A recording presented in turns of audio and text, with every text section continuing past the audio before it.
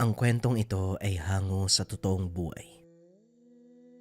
Mula ito sa isa nating kabayan na itago na lang natin sa pangalang Bindoy. Walang eksaktong taon, probinsya ng Antique. Pakalat-kalat sa lansangan, namumulot ng kung ano-ano, at minsang nakikitang natutulog sa ilalim ng puno. Ito ang pangkaraniwang buhay ng isang lalaki na nagngangalang Yayang. Inakala ng lahat na nasisiraan nito ng ulo. Ngunit lingid sa kaalaman ng lahat, malalim na kwento ang nakatago rito. Madalas makita ni Bindoy itong si Yayang dahil malapit sa kanilang tahanan ng puno kung saan palaging nakaupo ang lalaki. Inaabutan niya ito ng pagkain. Itinataon niyang tulog ito para hindi siya mapansin. Dahil sa oras na makita ni Yayang, itinatapon niya ito o hindi kaya naman nagagalit. Walang nakakaalam kung saan nanggaling si Yayang. Nakita na lang nila ito isang araw na naglalakad na walang saplot. Puro pasa at putik ang katawan. Binigyan lang ito ng damit para takpan ang katawan. Nung una, kinakalinga pa ito ng mga tao. Ngunit kalaunan ay nagsawa na rin sa pagtulong dahil hindi tinatanggap ni Yayang ang pagkaing binibigay sa kanya. Ngunit sa kabila ng pagiging taong grasa, nakakapagtakang matipuno ang katawan nito at tila hindi pa nakakaranas ng gutom. Kahit madungis ang katawan ni Yayang, makikita ang kagandahang lalaki. Dahil dito, inobserba ni Bindoy si Yayang sa pag-asang makukuha nito ang loob ng lalaki. Ngunit sa hindi malamang dahilan, sadyang mailap sa mga tao itong si Yayang. Ngunit isang araw tuluyang nagtagumpay si Bindoy. Habang naglalakad ang binata pauwi, nakita nito na pinagkakaguluhan ng mga kabataan si Yayang. Binabato ng kung ano-ano habang kumakain sa ilalim ng puno. Dali-daling nilapitan ng binata ang mga kabataan para awatin. Kaso nga lang sa halip na tumigil, siya ang pinagbalingan ng mga ito. Kahit papano, marunong makipaglaban itong si Bindoy. Sa katunayan naging kampiyon pa ito sa larong sikaran sa kanilang paaralan. Kaya hindi umubra ang mga kabataan. Nagulpi niya ang lahat ng mga ito. At dahil hindi matalo si Bindoy, nagsipagtakbuhan ang mga ito. Mga loko kayo. Pinagdidiskitaan niyo yung mga walang laban. Yayang, ayos ka lang ba? Tanong ni Bindoy. Hindi man nagsasalita ay tumango ito bilang pagtugon. Matapos tumayo ay naglakad palayo. Bitbit ang kanyang mga pinulot na bote at kung ano pang mga basura. Pagtingin ni Bindoy sa inupuan nito, nakita niyang may naiwang maliit na itim na supot. Dinampot ito ng binata at aksidenteng nabuksan. Nanlaki ang mga mata ng binata nang makitang mga butil ng ginto ang laman ng supot. Hindi mo dapat pinakikialamanan yung mga bagay na hindi sayo, wika ni Yayang.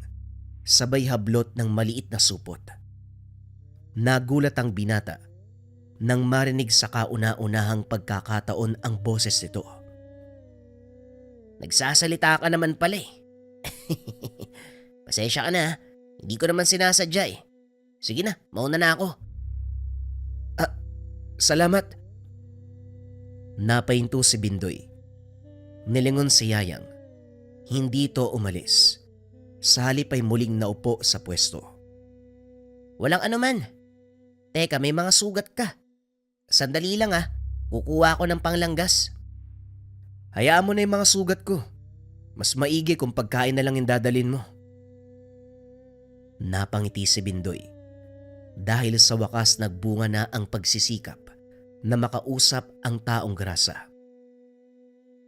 Pagpasok nito sa tahanan, tumuloy si Bindoy sa kusina para kumuha ng makakain. Napansin ito ng ama kaya kaagad siyang tinanong.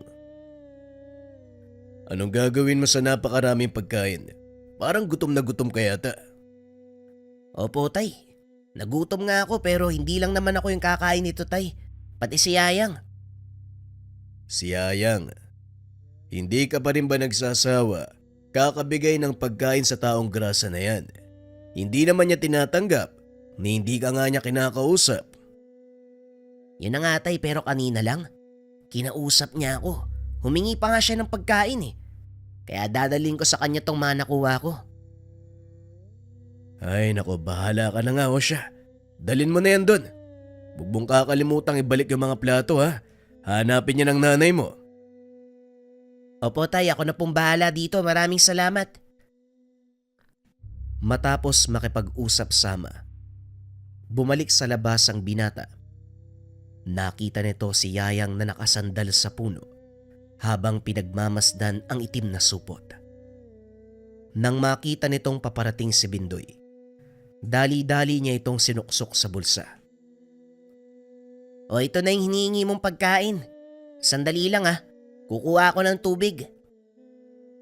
Wika ni Bindoy. Ngunit inawat ito ni Yayang, sabay pakita ng hawak niyang lumang lalagyan ng tubig. Awag na, meron ako dito. Walang problema sa akin. Kumain ka na, masarap yan. Alam ko, paborito ko nga to eh. Talaga? Akala ko hindi mo kinakain yung mga nilalagay ko dito. Sino naman sa palagay mo yung kakain nun? Kung sa bagay, oo nga no. Sige na, ubusin mo na yan. Oo na, ito na nga eh. Gutom na ako, salita ka na salita eh. Pinagmasdan ni Bindoy si Yayang na kumain. Matapos ay uminom ito ng tubig. Huminga ng malalim. Iniabot ang plato sa binata at nagpasalamat. Maraming salamat sa pagkain. Eto mga plato. Walang anuman. Akala ko nga hindi ka talaga marunong magsalita eh. Kaya hindi ka nakikipag-usap sa mga tao. Pero mali pala ako. Hindi ako basta-basta nakikipag-usap sa mga hindi ko kakilala. Bakit ka nakikipag-usap ngayon sa akin? Tinulungan mo ako eh. At siguro, tama lang din na ibalik ko yung kabutiang loob na pinakita mo sa akin. Wala yun. Kung hindi mo naman mamasamain, pwede ko bang malaman kung saan ka nang galing? Ang tagal mo na dito sa amin. Ni isa sa mga kababaryo ko, walang nakakaalam kung sino o saan ka nagmula. Tama na siguro na nakilala niyo ako bilang Yayang. Kung saan man ako nang galing, hindi na mahalaga. Sige na, mauna na ako. Salamat ulit sa binigay mong pagkain ha, at sa pagtulong mo sa akin kanina. Pag-uusap ng dalawa. Pagkatapos ay umalis na si Yayang. Inakala ni Bindoy na ito na ang huli nilang pag-uusap. Ngunit ilang araw ang nakalipas. Muling nagkita ang dalawa. Sa pagkakataong iyon, si Bindoy naman ang nalagay sa alanganing sitwasyon. Nagkayayaan sila ng mga kaibigan na dumalo sa fiesta sa kabilang barangay. Tanghaling tapat na mga oras na yon, kaya naman napakaraming tao. Habang kumukuha ng pagkain ng binata, aksidenteng natabig ang lalagyan ng ulam, natapon sa damit ng bisitang nasa tabi niya. Humingi ng pasensya ang binata. Hindi naman nagsalita ang lalaki. Inakala nito na wala yon para sa kanya.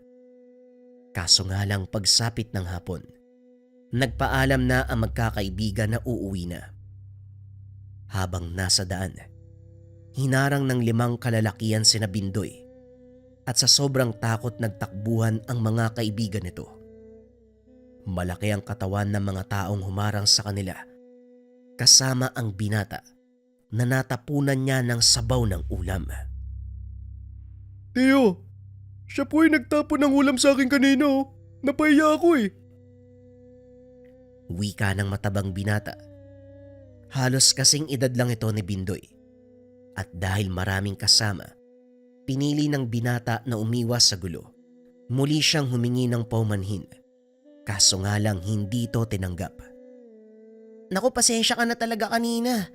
Hindi ko talaga sinasadyang matapon yung ulam sa damit mo eh. Anong hindi sinasadya? Ang sabihin mo talagang tinapon mo yun. Dahil narangan kita. Hindi totoo yan ha. Hindi lang talaga kita nakita. Pasensya ka na. Biglang hinila ng isa sa mga kasama ni Baldo ang damit ng binata. Sa pagkakataong iyon, alam nito na maaari siyang mapahamak kapag hindi lumaban. Hinawakan ni Bindoy ang kamay ng lalaki at pilit na inalis. Ayoko sana ng gulo eh. Pero kung ito ang gusto nyo, wala na akong magagawa pa. Wika ng binata, sabay pihit sa pulso ng lalaking nakahawak sa kanya. Sa sobrang lakas ng pagkakapihit ay napalo dito. Ginamit naman ni Bindoy ang gilid ng kanyang palad upang tagain sa leeg ang kalaban, dahilan para mawalan ito ng malay. Sinugod siya ng mga kasama nito para pagtulungan. Laking gulat niya nang tumigil ang pagtama ng suntok sa kanyang katawan. Nang mag-angat ng ulo si Bindoy, nakita niya si Yayang na hawak sa leeg ang isa sa mga kalalakian habang ang isang kamay nakaunat sa tatlo pa. Sa hindi malamang dahilan tila ginapos ang mga ito at hindi makaalis sa kinakatayuan. Meron ka ng pagkakataon na tumakbo eh. Bakit hindi ka pa umalis? Yan tuloy, puro bukol yung mukha mo.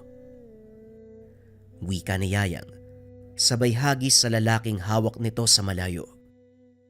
Tumayo ang isa sa kanila. Muling sinugod ang binata. Nahawakan naman ni Yayang ang buhok nito at hinila pabalik. Talagang sakit ng katawan ng hanap nyo, ano? Pwes, yan ang ibibigay ko sa inyo. Pinag-umpog ni Yayang ang dalawang kalalakian habang ang isa naman ay pinagsusuntok. Nawalan ito ng malay. Nakatulala lang sa sulok si Baldo. Hindi nito inasahang sasaklolo ang isang taong grasa. Tama na yan, Yayang, tara na. Umalis na tayo dito. Dali-daling tumakbo ang dalawa hanggang sa makarating sila sa lugar kung saan wala na masyadong tao. Ano ba kasing nasa isip mo? Nilabanan mo yung 5 kalalakihan. Alam mo naman na hindi mo sila kakayanin ah. Wala na akong pagpipilian. Kapag hindi ako lumaban, malamang bugbog sarado na ako sa kanila. Mabuti na lang napadaan ako dito. Kung hindi, baka kung ano na yung nangyari sa'yo eh. Oo nga eh, salamat ah. Teka, hindi ba kabilang barangay na to? Ano pang ginagawa mo dito? Wala. Namumulot ako ng kalakal. Kaya nakakarating ako kung saan-saan. Yun lang yun. Sigurado ka? Bakit? Meron pa bang ibang dahilan para mapunta ako dito? Wala nga.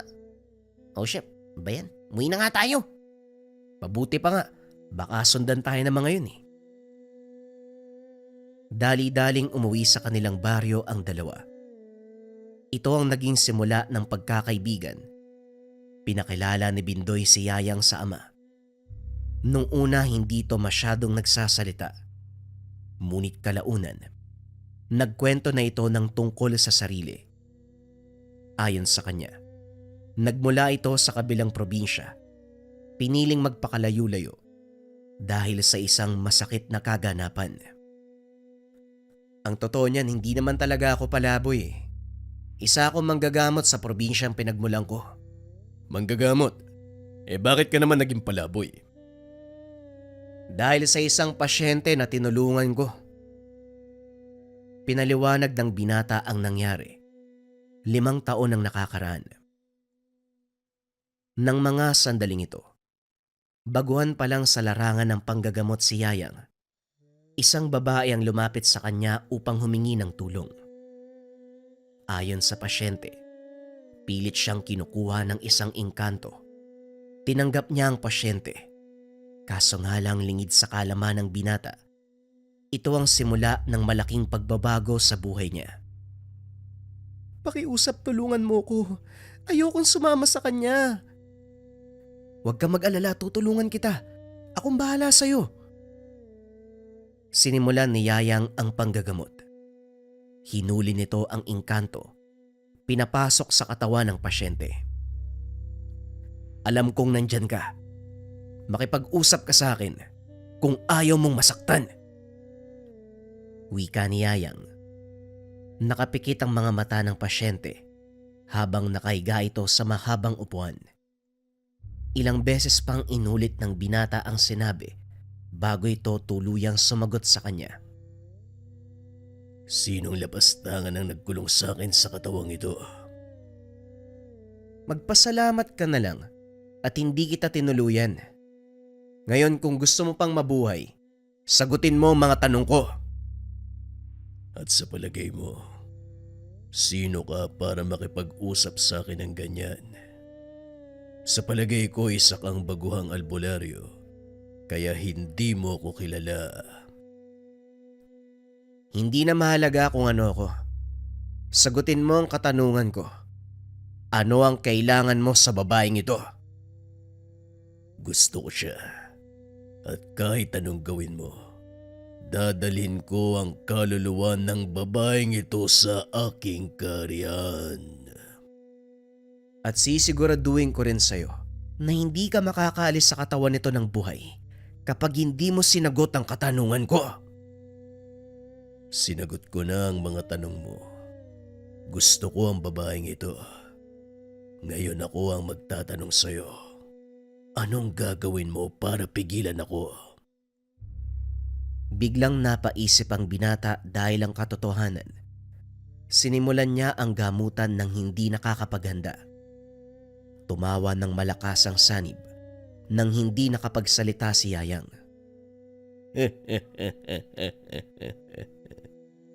Nagsayang ka lang ng oras. Wala ding nangyari.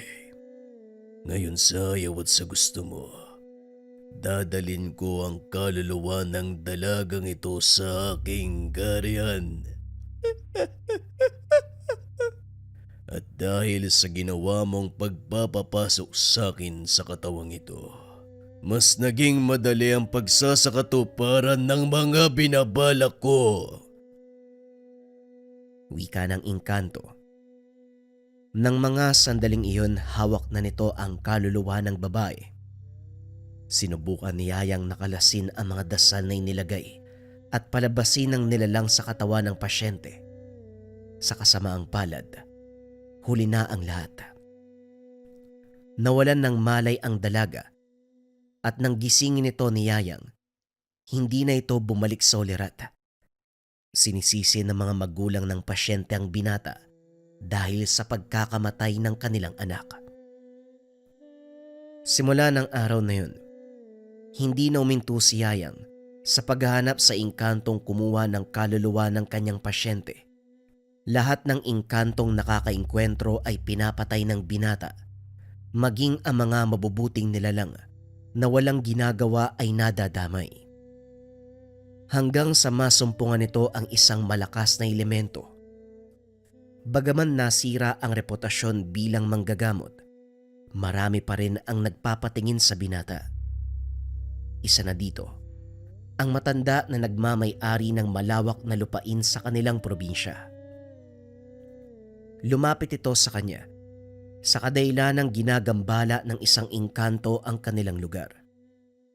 Namatay ang mga alagang hayop. Nagkakasakit ang mga tauhan.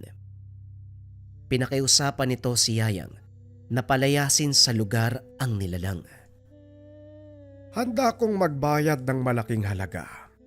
Mapalayas mo lang ang mga nilalang na nanggagambala sa lupa ko.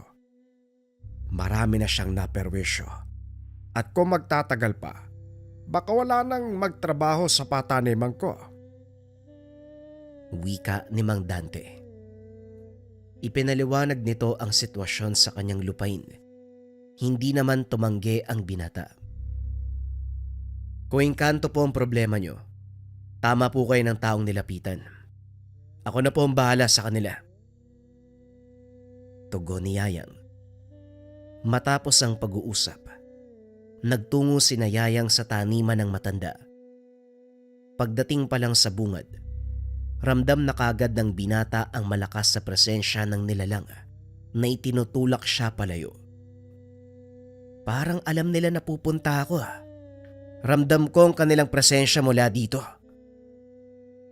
Ang totoo niyan, hindi lang ikaw ang manggagamot na nagpunta dito. 3 na ang nauna sa'yo.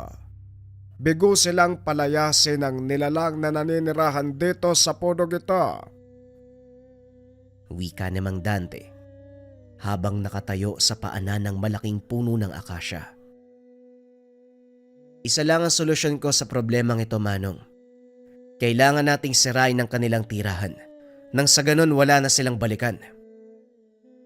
Sinubukan na din ng mga nauna sa'yo na gawin ang sinabi mo, pero nabigo sila. Yung huli kamuntikan pang mamatay, sana lang magawan mo ng paraan. Hirap na kami dito. Huwag po kayo mag-alala. Ako nang bahala, Manong. Kumuha ng asin at apog ang binata. Isinaboy paikot sa malaking puno.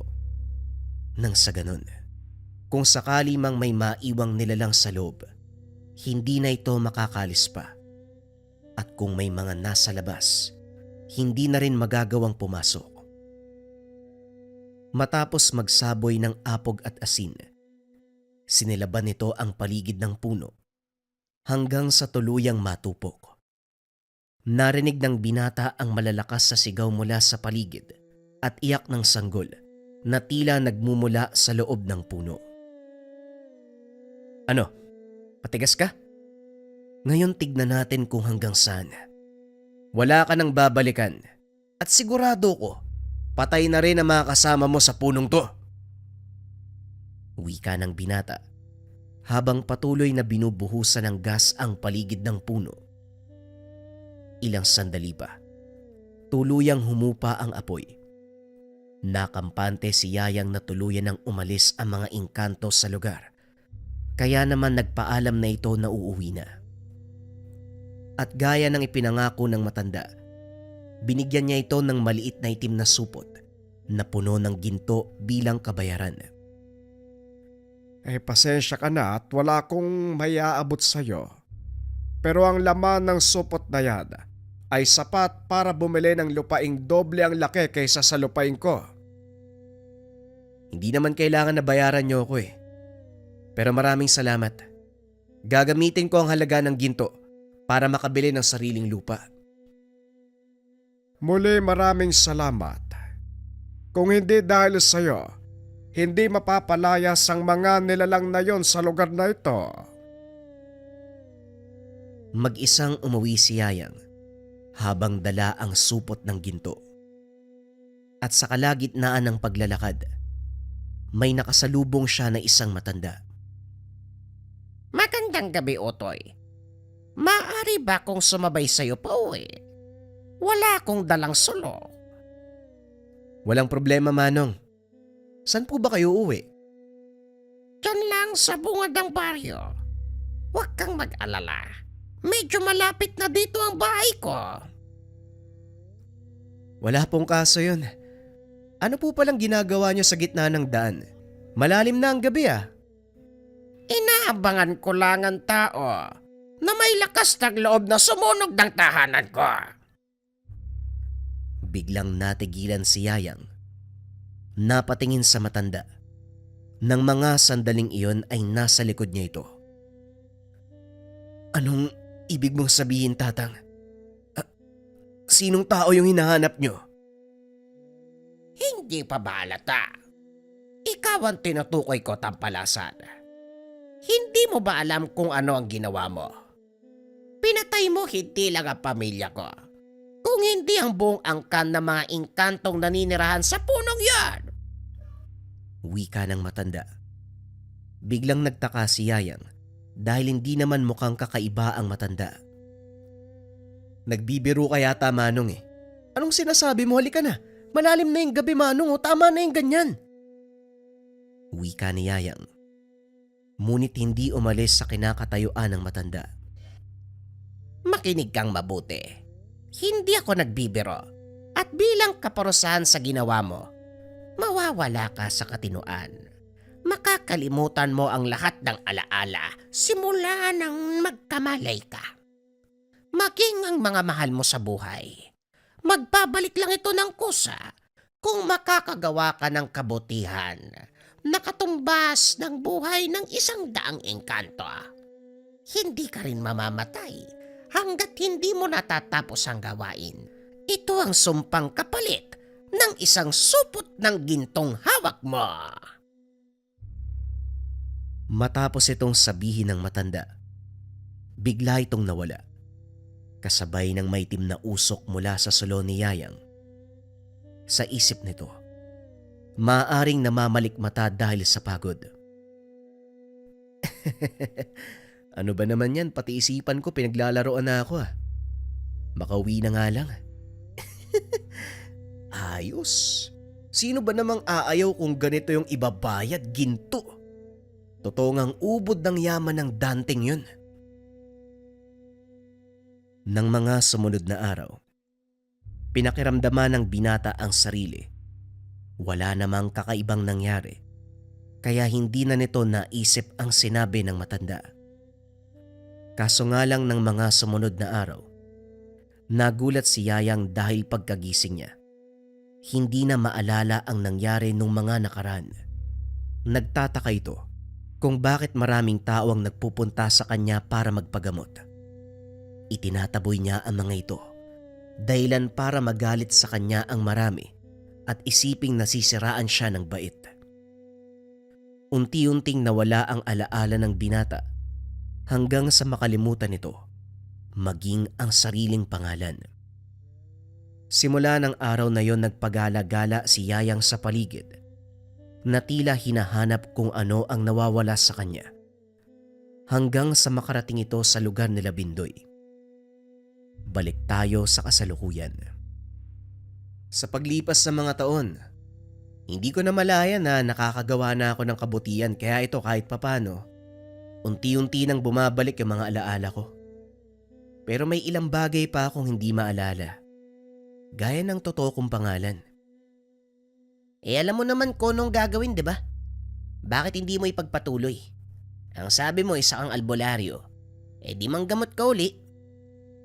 Sa kasamaang palad, nakalimutan ko na yung pamamaraan kung paano manggamot Kasi kung bumalik sa akin ang mga alaalang yun, siguro hindi nyo na ako makikita sa lugar na to. Wika ni Yayang. Sumabat sa usapan si Mang Pido. Hindi mo ba naisip na baka merong dahilan kung bakit hindi bumabalik ang mga alaala mo? Siguro gusto na may kapal na hindi ka na bumalik sa dati mong gawain. Maraming paraan para gumawa ng kabutihan. Hindi lang sa panggagamot. Kung gusto mo, tutulungan kita. Yan nga din po yung gusto kong gawin, Manong. Alam nyo, sa totoo lang nagsisisi ako Dahil hindi ko kayo kinausap noon pa. Kahit tinutulungan nyo ako nitong si Bindoy. Hindi ko lang lubos sa maunawaan na siya pala yung gagawing daan ng Panginoon para maituwid ko yung sarili ko.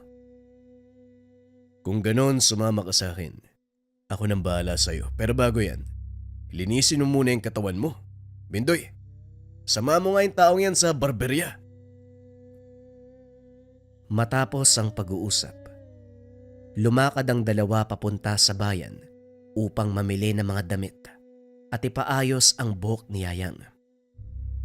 Matapos ay umuwi ang mga ito.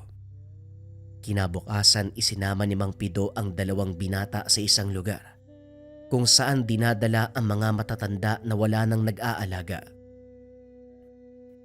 Dito ako nagtatrabaho, Yayang. Bakit hindi mo subukan makipag-usap sa mga matatandang yan? Malay mo, makatulong sila sa'yo. Wika ni Mang Pido. Akmang aalis na sana ito nang biglang pigilan ni Bindoy. Pero teka tay, sandali lang po. Paano naman makakatulong kay Yayang yung pakikipag-usap sa mga matatanda? Magandang katanungan. Sige na, Yayang, makipag-usap ka na. Nang masagot ko na yung tanong nitong si Bindoy. Napakamot ng ulo si Yayang. Marahang naglakad papunta sa mga matatanda na nakaupo sa sulok habang nakatingin sa malayo. Kinausap niya ang mga ito at habang nagtatagal, unti-unting napapagtanto ni Bindoy ang ibig sabihin ng ama. May talento si Yayang na magpasaya ng tao. Sa pamamagitan lamang ng simpleng pakikipag-usap, hindi nito namamalayang nakakagawa na siya ng kabutihan. Simula ng araw na yun, pabalik-balik na si Yayang sa lugar hanggang sa tuluyang bumalik ang alaala nito. Laking pasasalamat ng binata kay Mang Pido at Bindoy. Kung hindi dahil sa tulong nila, hindi niya magagawang baguhin ng pagkatao. Muling bumalik sa panggagamot ang binata, ngunit sa pagkakataong iyon, hindi na nito kinalaban ang mga engkanto. Naging mas maingat na din siya sa pakikitungo sa iba pang elemento. Hindi na rin ito bumalik sa kanyang probinsya. Pinili niyang manirahan malapit sa bahay nila Bindoy gamit ang halaga ng ginto. Binili ang lupang nasa tabi at doon nagsimulang magpundar ng sariling ari-arian. Malaking aral para kay Bindoy ang nangyari sa buhay ni Yayang at laking pasasalamat nito dahil naging kaibigan niya ang isang taong merong malawak na karanasan pagdating sa buhay at sa lihim na karunungan. Hindi nakala ni Bindoy na ang dating taong grasa na pagala-gala sa kanilang baryo, isa palang mahusay at ginagalang na manggagamot. Para kay Bindoy, ang kwento ng buhay ni Yayang ay patunay na maaari nating ituwid ang anumang nagawang pagkakamali sa ibang paraan. Ang kailangan lang, matutunang kilalanin ang mga pagkakamali. Itama ito sa mabuting paraan. Ang susunod na kwento ay tungkol sa Antengeros del Negros. Simulan na ang storya. Ang kwentong ito ay hango sa totoong buhay. Mula ito sa isa nating kabayan na itago na lang natin sa pangalang Pau. Walang eksaktong taon, probinsya ng Negros. Ang kasaysayang inyong matutunghayan mula sa isang taong pamilyar na sa inyong lahat. Ito ay isa sa maraming kwento ng grupo ng Antengeros del Negros. Nang mga panong ito, nasa kasagsagan ng pangangalap ng mutya at sangkap ang grupo ni Pau. Palagi itong nagpupunta sa mga lugar kung saan malakas ang konsentrasyon ng mga elemento. At bilang Antengero, mataas ang karanasan ng binata sa mga ganitong larangan. Ang palagi niyang kasama, ang kaibigang si June. Sa halos lahat ng pinupuntahan nilang lugar, hindi may iwasan na magkaroon ng engkwentro sa masamang elemento o hindi naman kaya sa mga taong malaki ang inggit sa katawan. Bilang isang taong malawak ang pag-unawa sa mga bagay, hindi na lang ito pinapansin ni Pau. Ngunit isang kaganapan ang talagang sumubok sa kanyang pasensya. Kalaunan, napilitan pa itong gamitin ang kanyang pinakatatago-tagong tangan. Ito ay nang minsan silang mangalap ng mutya sa lugar ng kaibigan ni Yani. Isang hapon, bago ang lakad, nagtipon ng tatlo sa kapihan ng isa sa mga kakilala nila sa Kalye Agimat. "Uy para, balita ako may lakad na naman kayo ah. Saan ba kayo roronda?" Wika ni Art. Doon lang kina Yani. Matagal na naming binabalak na magpunta doon eh. Hindi lang natutuloy kasi sobrang abala kami sa trabaho. Buti nga pinayagan si Yani na magbakasyon eh. Tugon ni Pau. Sa wakas matutuloy na din. Ano Art? Hindi ka ba sasama sa amin? Tanong ni June. Alam mo naman na walang tatao sa kapihan pare. Kaya sa susunod na lang. Tugon ni Art. Bahala ka nga dyan, ikaw din. Baka hindi na kami makabalik dun ha. Wika ni Yani. Ayan ka na naman Yani. Marami pa yan par. Sigurado yan. O siya paano? Kita na lang tayo sa terminal bukas ha? O sige, maaga na lang akong alis sa amin para hindi tayo tangaliin sa biyahe. Matapos ang pag-uusap, Nagpaalam na ang mga ito kay Art. Bagaman gustong sumama sa grupo, wala itong magawa dahil walang maiiwan sa kanyang negosyo. Kinabukasan madaling araw pa lamang, nagpunta na si Pao at Yani sa terminal ng bus. Doon na nila inantay si Jun dahil malayo pa ang panggagalingan nito. Ngunit gaya ng sinabi, maagang nakarating ang binata kaya kagad silang nakalis. Buti, maaga kang umalis, Jun. Oo nga eh. Doon kasi natulog yung kapatid ko sa bahay. Kaya kampante ako may maiiwan sa mga bata. Ilang araw din tayong mawawala pare ah. Pero siguradong masusulit natin ang lakad na to. Aba syempre naman, ang tagal ko na kayong niyayaya eh. Buti naman ngayon natuloy na. Pag-uusap ng tatlo habang sakay ng bus. Mahigit 1 oras ang biyahe papunta sa lugar ni Yani. Medyo liblib na ito at halos paanan na ng bundok na sakop ng Bulkang Kanlaon. Malawak na katubuhan ang nakapaligid at may maliliit na bahagi ng gubat. Pagbaba sa mismong bayan nila Yani, sumakay ng habal-habal ang mga ito. Papunta naman sa baryo ng binata. Pagkarating doon, pinababa sila ng nagmamaneho dahil hindi na kayang akyatin ng motor ang matarik na daanan. Nako, mukhang maglalakad tayo paakyat ah. Ay nako, eto na nga ba ang sinasabi ko eh. Pero tara, nandito na tayo eh. Umulan kasi kahapon kaya madulas ang daanan pero ayos lang yan. Malapit naman na tayo sa bahay nila Lolo Makoy. Kanya-kanyang buhat ng mga dalang gamit ang tatlo at nagpatuloy sa pag-akyat. Habang nasa daanan, nakaramdam si June ng kakaibang presensya kaya bigla itong napahinto. Dahilan para mabangga si Yani sa likod ng binata. Ano ba yun, Jun? Bakit bigla ka nalang tumitigil dyan?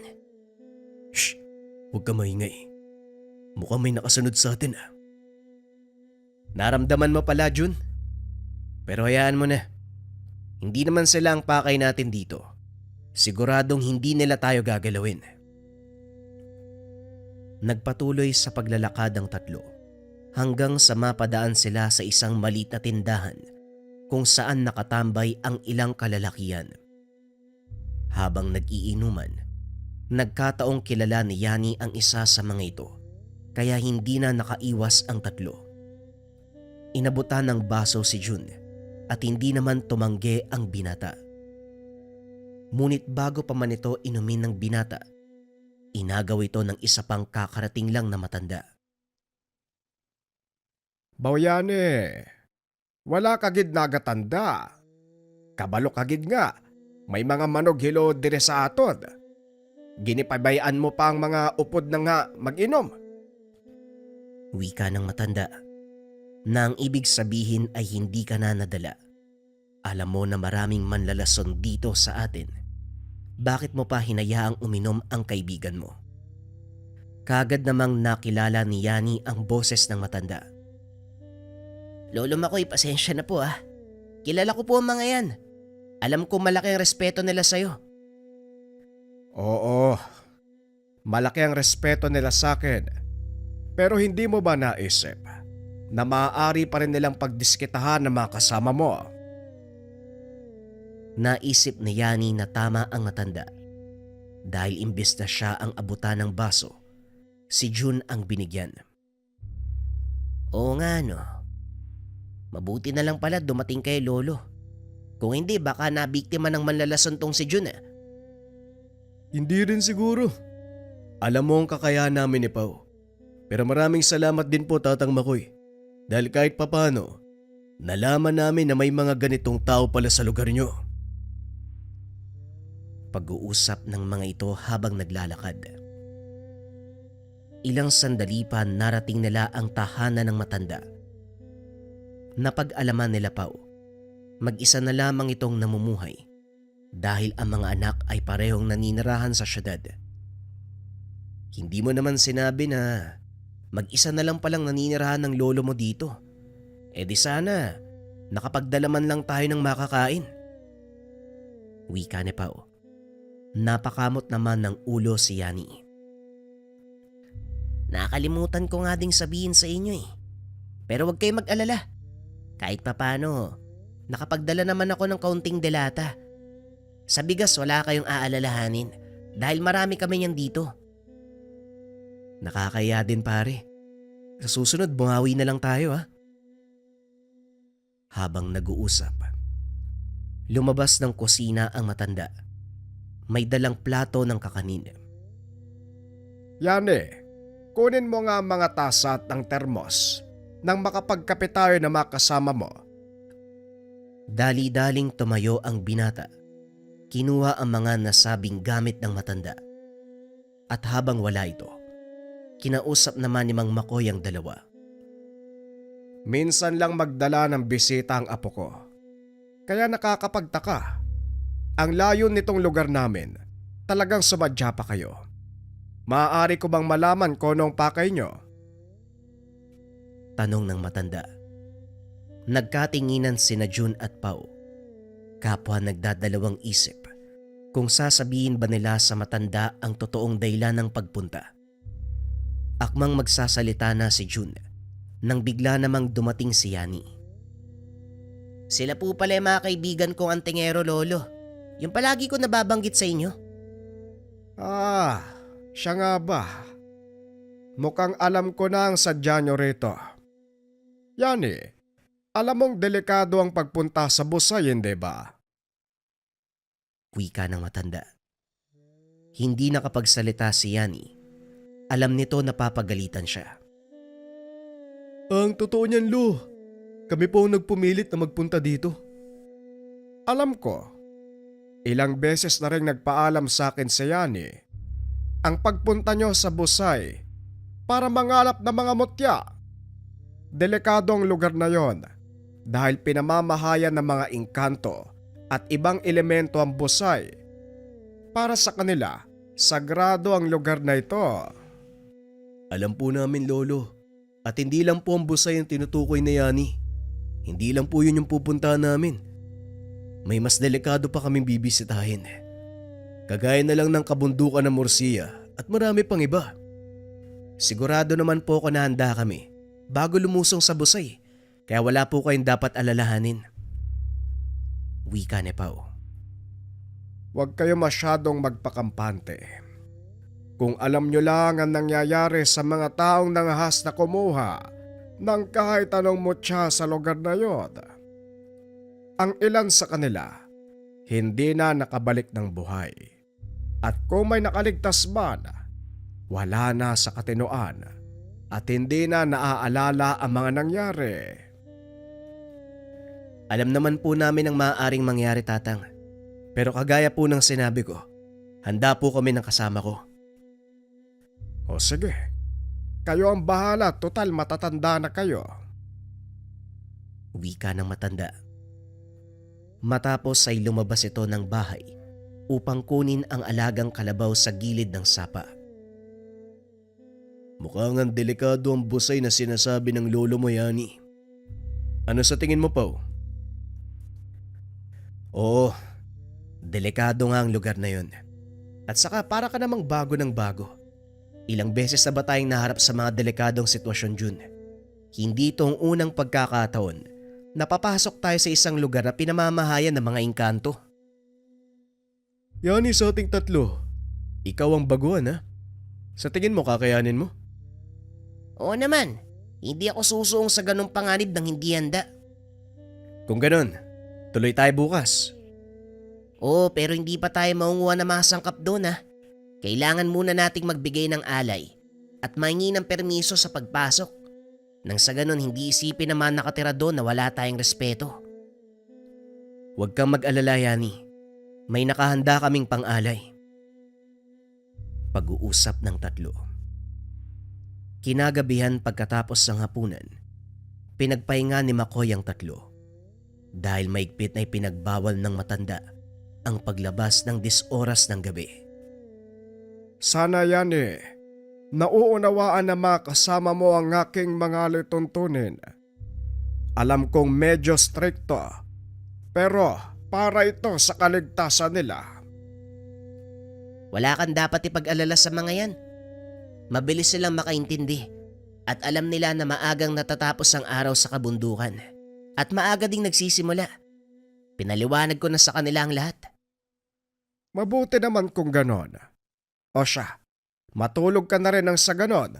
Maaga tayo makaalis bukas. Tandaan mo ang lahat ng mga sinabi ko yan eh. Opo lolo, tatandaan ko po lahat. Sige po, magpahinga na din kayo. Pag-uusap ng maglolo. Matapos ay pumasok na si Yani sa silid na tinutulugan ng dalawa. Napansin nito na hindi pa nagpapahinga si Pao. Nakatitig lang ito sa kisame ng bahay. Bakit hindi ka pa natutulog, Pao? Namamahay kasi ko, Yani. Ewan ko ba pero simula pagdating natin dito, hindi na ako mapakali. Pakiramdam ko, may hindi magandang mangyayari. Pagod lang yan. Mahaba din kasi yung nilakbay natin eh. Kaya hindi ka makatulog. Siguro nga. Baka mamaya antukin na din ako. Pero matanong nga kita, Pao. Ano ba talaga ang dahilan mo sa pagpunta dito? Hindi ba sinabi mo sa akin na marami tayong makukuhang sangkap sa lugar na to? Bakit mo ko tinatanong ng ganyan? Alam ko. Pero siguradong may malalim ka pang dahilan. Ang totoo niyan, gusto ko ring malaman kung anong nilalang ang naninirahan sa lugar na pupuntahan natin. At saka, anong mutya ang maaari kong makalap? Mga engkanto at ilang ligaw na elemento ang naninirahan sa lugar na yun, Pao. Totoo ang sinasabi ni Lolo Makoy. Marami na ang nagpunta roon, pero karamihan sa kanila, trahedya ang sinapit. Sa totoo lang, natatakot din ako na isama kayo dito eh. Dahil baka mapahamak lang tayo. Pero malaki ang tiwala ko sa inyo at alam kong hindi tayo mabibigo sa pakay natin. Kahit anong uri ng nilalang pa ang pwede nating makasagupa, isang bagay lang ang dapat nating isaalang-alang. Respeto, Yani. Yan ang pinakamahalaga sa lahat. Wika ni Pao. Magsasalita pa sana ito ngunit hindi na naituloy. Nang lingunin ng kaibigan, humihilik na ito. Ipinikit na lang ng binata ang mga mata hanggang sa tuluyang makatulog. Kinabukasan pagputok pa lang ng liwanag, nagising na ito. Nag-ayos ng mga dadaling gamit. Matapos ang paghahanda, kagad niyang ginising si June at Yani. Ang aga pa pare, agising ka na. Kailangan nating agahan ng paglalakad. Bago mag 3:00 ng hapon, dapat nakapagsimula na tayo sa paunguhan ng mga sangkap. O sige, sandali lang, magbibihis lang ako. Maghahanda ako ng almusal natin ha. At saka mga babauning pagkain at hindi na kailangan Yani. Ang mabuti pa, magdala ka na lang ng iaalay natin sa mga naninirahan doon. Matapos ang paghahanda, nagpaalam na ang mga ito kay Mang Makoy. Tumuloy sa paglalakad. Habang nasa daan, maraming tao ang nakasalubong ng tatlo. Patungo ang mga ito sa kanilang trabaho. Ngunit ang nakaagaw ng pansin ni Pao, isang lalaki na nakatayo sa tabi ng daan. May hawak itong panggapas ng damo. Hinahasa niya ito habang nakatitig ng masama kay Pao. Hindi ito pinansin ng binata dahil wala namang ginagawang masama ang tao. Ngunit hindi pa man sila nakakalayo. Tinawag na nito si Yani. Dali-daling lumapit si Yani upang makipag-usap. Hindi na nagawang marinig ng dalawa ang usapan dahil malayo na sila mula sa kinaroroonan ng mga ito. Maya-maya pa, bumalik na rin si Yani. Kakilala ni Lolo Makoy ang taong yan. Nagtanong lang naman kung saan tayo pupunta. Ang sabi niya, mag-ingat daw tayo dahil gumuwang lupa sa bandang taas ng Busay. Malakas kasi yung ulan eh. Lingid sa kalaman nito, nabasa ni Pao ang kanyang kilos. Alam ng binata, may ibang sinabi kay Yani ang taong iyon. Hindi lang yon ang pinag-usapan nyo. Sabihin mo sa akin ang totoo, Yani. May iba siyang binanggit, di ba? Hindi nakapagsalita si Yani. Totoo ang sinabi ni Pao. Inamin nito na nagbigay ng babala ang lalaki na kung sakaling gagambalain nila ang Busay, hindi ito magdadalawang isip na patayin sila. Wala naman siguro masama kung papakinggan natin yung sinabi niya, di ba? Huwag na lang nating gambalain yung mga nilalang naninirahan sa Busay. Hindi naman kailangan manggambala kapag nangangalap ng mutya. Sabi ko nga sa'yo kagabi, respeto ang kailangan. Halika na, tatanghaliin tayo niyan eh. Nagpatuloy sa paglalakad ng tatlo hanggang sa marating nila ang Busay. Ibinaba ni Pao ang mga dalang gamit. Nagsimulang magkarga ng pangdepensa. Ganon din ang ginawa ng dalawa. Naglagay ng mga alay si Yani habang si June humingi ng permiso sa mga nilalang. Magpahinga muna tayo sandali. Medyo nagugutom na ako eh. Kumain ang mga ito. Nang matapos ay nagsimula na silang mangalap ng mga mutya at sangkap. Napagtanto ng tatlo. Totoo ang sinasabi ni Tatang Makoy. Mukhang mailap nga mga mutya sa lugar na to ah. Aabutin tayo ng dilim. Ang mabuti pa, umuwi na muna tayo. Sumang-ayon ng dalawa sa sinabi ng binata. Alam ni Yani na panganib ang kakarapin nila sa sandaling abutan sila ng dilim sa lugar. Ngunit habang naglalakad pa uwi, muli nilang nakasalubong ang lalaking may hawak ng panabas sa damo. Sa pagkakataong ito, hindi siya nag-iisa. Ang mabuti pa, umiwas na lang tayo pa. Hindi maganda ang kutob ko sa mga yan eh. Lalong-lalo na kay Mang Doming. Ano bang kinakatakot mo? Dadaan lang naman tayo eh. Basta, hindi mo kilala ang taong yan. Marami ang natatakot sa kanya dahil walang ibang ginawa ang taong yan kundi pagdiskitahan ng mga dayo. Meron nga akong hinala eh. Siya yung pumapatay sa ibang antingero na nagpupunta dito. Ganun ba? O siya, tumuloy na tayo. Hindi mo ba narinig yung sinabi ni Yani, Pao? Delikado yung taong yan.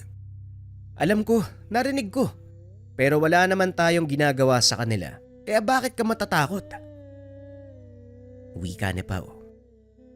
Nang mga sandaling iyon, palapit na ang tatlong kalalakian sa pangunguna ni Doming. Kumusta mga pare? Ano? May nahanap ba kayo? Wala nga eh. Masyadong mailap ang mga mutya dito. Sige pre, una na kami ha. Sandali lang. Sinong nagsabi na pwede kayong umalis? Nagulat si Pao nang hawakan ni Doming ang kanyang balikat. Naramdaman nito ang kakaibang presensya na sumusunod sa kanila nung unang dumating sa lugar. Ikaw ba yung taong sumusunod sa amin nang dumating kami? Matalas ang pangdama mo, bata. Oo, ako nga yun. Sabi na eh. Anong kailangan mo sa amin? May nararamdaman akong malakas na gamit mula sa inyo. Gusto ko sanang masubukan kung tama ang hinala ko. Ganun ba? Pasensya na ha. Pero hindi ako naparito para sa gulo o kahit basag ulo. Nangangalap lang kami ng mga mutya. Yun na nga eh. Pumasok kayo sa teritoryo ko nang walang paalam. Hindi rin kayo nagsabi sa akin na sa Busay kayo pupunta. Teka, bakit kailangan namin magpaalam sa'yo? Ikaw ba ang nagmamay-ari ng Busay? Pilosopo ka, no? Pero sige lang. Tignan natin kung may maitutulong ba sa'yo mga tangan mong mutya. Tinignan ni Pao sina Yani at June. Alam ng dalawa ang tingin na yun. Nagtaas na sila ng depensa dahil maaari silang maapektuhan sa oras na gamitin ni Pao ang kanyang pinaka-iniingatang gamit, ang kalasag ng pagong. Sa mga hindi nakakalam, ang kalasag ng pagong ay isang uri ng mutya na nagmula sa talukab ng pawikan. Nagbibigay ito ng kakaibang lakas at proteksyon sa nagmamay-ari. Nakukuha lamang ito kung tamang gulang pa ang pawikan at natural ang kamatayan. Ngunit sa oras na sapilitan nitong kukunin, magiging kabaliktaran ang mangyayari. Dadapuan ng hindi masukat na kamalasan ang taong kumuha at mawawalan ng bisa ang kalasag. Balik tayo sa kwento. Inilapag ni Pau ang dalang gamit. Hinarap ang pangkat ni Doming. Sumugod ang mga ito sa kinakatayuan ni Pau. Sinadyang magpatama ng binata upang masukat ang lakas sa taglay ng kalaban. Medyo malakas yung suntok na yun Pero ayos lang. Matanong kita, yun na ba yung pinakatodo mo? Mayabang ka. Pero ang tanong, hanggang saan aabot ang kayabangan mo? Sumugod ka uli nang malaman mo. Wika ni Pau. Muling sumugod si Doming. At sa pagkakataong iyon, hindi umalis si Pau sa kinakatayuan. Sa halip nagbato ito na madasal at hinayaang umepekto. Ilang sandali pa ang nakalipas. Biglang nanigas ang katawan ni Doming. Hindi na rin nagawang kumilos ng mga kasama nito. Unti-unting bumagsak ang tatlong katao hanggang sa nawala ng malay. Halika na nga, mukhang wala namang binatbat ang mga to Nagulat si Yani sa pinakita ng kaibigan. Sa tagal ng panahon na magkasama, noon palang pinamalas ni Pau ang kanyang kakaibang lakas pagdating sa kumbate espiritual. Tumuloy ang tatlo pauwi sa bahay ni Mang Kanoy. Sinabi ni Yani ang nangyari dahil alam niyang bandang huli, malalaman din ito ng matanda. Ngunit sa halip na magalit ay natuwa pa ito.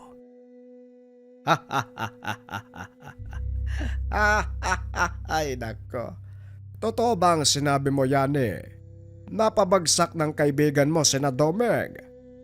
Sa kauna-unahang pagkakataon, nakahanap ng katapatang taong yon. Pero wag ka magpakampante. Hindi titigil si Doming hanggat hindi nakakaganti. Pinayuhan din ito ang tatlo na bumalik na lang sa syudad para maiwasan ang karagdagang komprontasyon. Nakakapanghinayang lang. Wala man lang tayong nakuha kahit isang sangkap. Kaso wala tayong magagawa.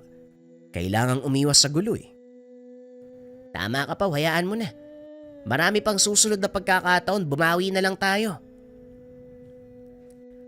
Kinagabihan habang masayang nag-uusap, narinig ni Mang Makoy na may tumatawag sa labas ng tahanan.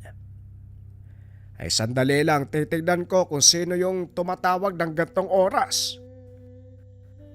Nagpatuloy sa kwentuhan ang tatlo. Ilang minuto ay bumalik si Mang Makoy.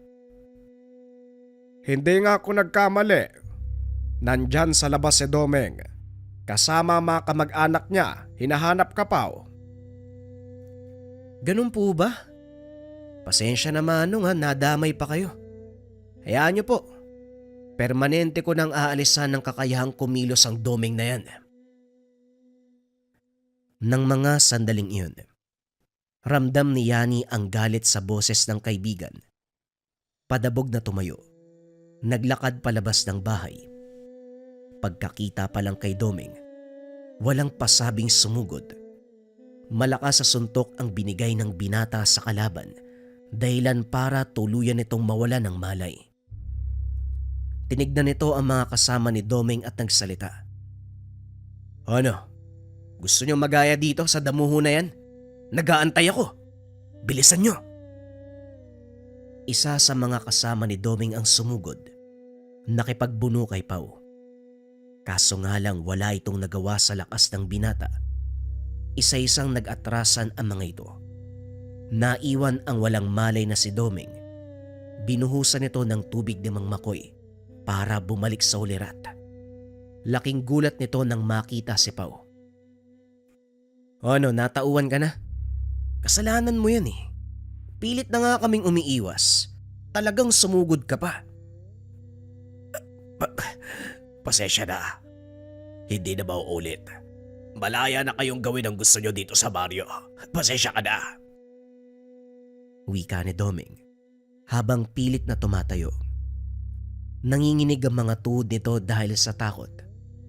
Hindi siya makapaniwala na may tinatagong lakas ang binata. Dali-dali itong umalis sa lugar. Hinayaan na lang ito nila Pau. Kinabukasan, nagpa siyang bumalik sa syudad ang tatlo.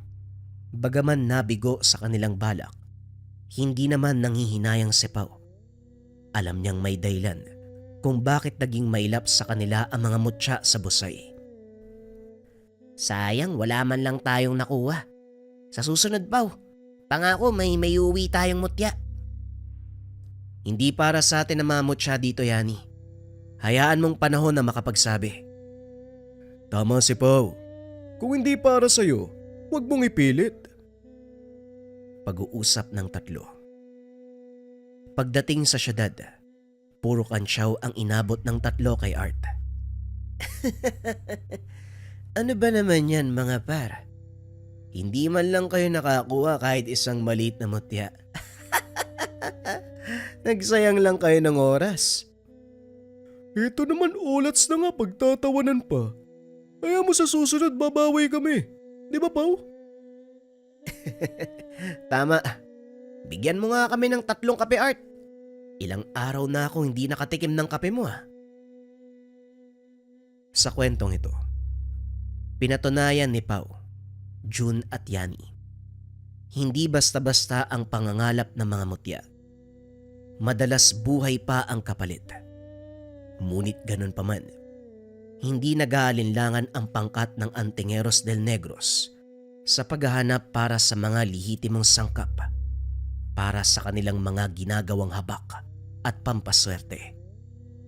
Ayon kay Pau, ito ay kanilang tungkulin at hanggat kaya ng kanilang katawan at pahihintulutan ng Panginoong may likha, ipagpapatuloy nila ang paggawa ng mga pangontra, mga habak, pampaswerte para sa ikabubuti ng nakararami. Bilang antingero, hindi may iwasan na malagay sa kapamakan dahil kakambal ito ng kanilang piniling tungkulin. Gayunpaman masaya si Pau, lalo na kung makikitang nagiging maayos ang takbo ng buhay ng mga taong nang limos sa kanilang mga gawa.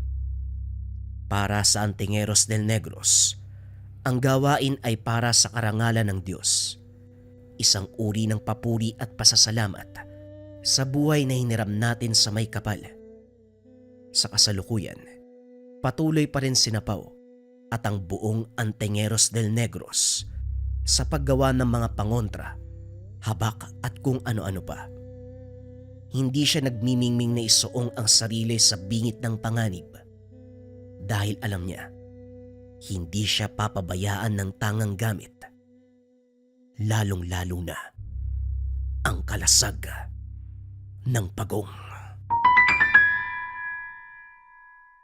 Nangangailangan ka ba ng pampaswerte at gabay sa career, health, love life, and finance? Narito ang Gabay Medalyon, Gabay Pangkalahatan. Kung papansin nyo mga kabayan, ang simbolismo na nasa loob ng Gabay Medalyon ay mula sa old alphabet ng mga Pilipino na kung tawagin ay baybayin. Ang ibig sabihin yan ay kalasag, kalakasan, kayamanan, at katalinuhan. Yung nasa gitna naman mga kabayan ay inspired sa buskalan tattoo na ang ibig sabihin ay travelers and compass. Pampaswerte at gabay sa career, health, love life, and finance. Meron tong 6 na sangkap sa loob. Gawa to ng 6 na antingero mula sa Negros. Sila'y nagkonsagra, sila'y nagbasbas. Kaya kung nangangailangan ka ng swerte at gabay sa 4 na aspeto ng buhay, pwede mong subukan ng Gabay Medalyon. Kung interesado ka, i-search lang ang shop ng Lika Merchandise or pindutin yung yellow basket na nasa baba.